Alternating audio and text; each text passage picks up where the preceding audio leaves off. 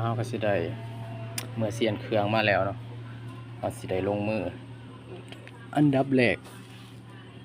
ต้องได้ขูดขี้ดินนี่ออกเนาะเบิ่งนี่เนาะเบิ่งนี่เด้อลูกค้าเอ้ยเนี่ยเบิ่งสภาพมันเนี่ยเพื่อเฮาสิได้ทำความสะอาดแล้วเนาะมันบ่แม่นเรื่องง่ายเนาะเพราะว่าเฮาไปขวนมามันมีแต่ไปเหยียบปอกแล้วไปขวนนี่เนาะและสำคัญอันดับแรกก่อนสิประกอบหรือว่าก่อนเฮาสิล้างเครื่องแล้วเฮาสิมาเว้าเรื่องเกี่ยวกับตัวนี้ก่อนนี่ลูกสูบเนาะนี่มันเป็นจักร93ลูกสูบนี่สิมาเบิ่งเด้อสิมาเว้าให้ฟังอีกเทื่อนึงนี่ร่องแวนมันเนาะนี่ร่องแวนมันนี่ลงมาฮอดตัวนี้ต้องทำความเข้าใจด้วยว่าเวลาเฮาไปขวนนี่ถ้าไปขวนมานี่คือร่องแวนมันนี่แต่นี่เนาะแต่หัวลูกสูบลงมาฮอดร่องนี้เนาะประมาณนี้แหละกับนี่แหละมันสิบ่เสมอกันเลยก็เจ้าขวนก็เจ้าสิขวนแต่พอดีแต่ทางนี้เนาะทางนี้มันสิใหญ่ว่าจังซั่นมันสิใหญ่กว่าทางนี้ได้มันสิบ่ได้เสมอกันเลยถ้าว่าไปขวนถ้าเฮาบ่บอกเพิ่นเนาะบ่บอกว่าเอาพอดีเด้อเอาซ้ำนี่เด้อเอาซ้ำพอดีแหวนฟิตถ้าบ่บอกนี่ก็เจ้าสิขวนมาขวนก็เจ้าขวนปอกนี่เนาะขวนปอกมาเห็นก็เจ้าสิขวนพอดีเบิดนี่เลยถ้าก็เจ้าขวนพอดีเบิดนี่มันรวมแหละ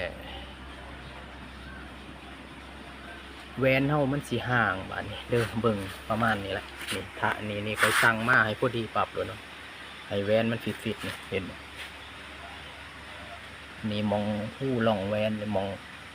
มันสิน้อยเดียวซ้ำสิประมาณความห่างสิประมาณเส้นผมจนแนมบ่อยากเห็นพุ่นเลยเนาะเห็นนี่วางสิประมาณนี้คือการนี่แวนลีนมันก็สิจนแนมบ่อยากเห็นพุ่นเนาะความเฮาต้องเอาซ้ำนี่เนาะมันจังสิถ้าว่าเฮาขวนมาพอดีเบิดในช่างก็จะขวนออกมาพอดีเบิดซ้ำนี่เท้าแวนมันมาดับห่างของแวนเลยนะในร่องของมันสิห่างแล้วมันสิใส่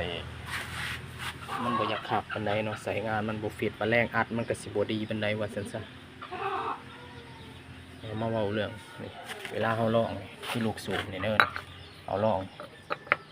เอาสูบเข้าไปมันสิพอดีกันบ่เนี่ยพอดีว่าเอาเข้าไปหอดนี่เห็นบ่มันสิขับนี่มันสิขับนี่มันสิฝืดนี่มันสิฝืดนี่ตัวนี้มันสิฝืดเห็นบ่มันสิพอดีแต่ตัวนี้สิพอดีแต่มองเทิงหัวนี่อันนี้เห็นบ่มันสิขับนี่แล้วเราตรงไหนมาคัดตัวนี้ออกเอากระดาษทรายรูปเล็กๆน้อยๆในซองขางให้มันรอลื่นสำคัญคือแนวอย่างผ่านเลยโมเมนต์ว่ามาสีล่างเบิดแล้วประกอบซุบหรือได้ถ้าว่าจะเห็นเนี่ยนะถ้าว่าก็เจ้าล่องมาแบบนี้ผืนนี่มันทูปอกนี่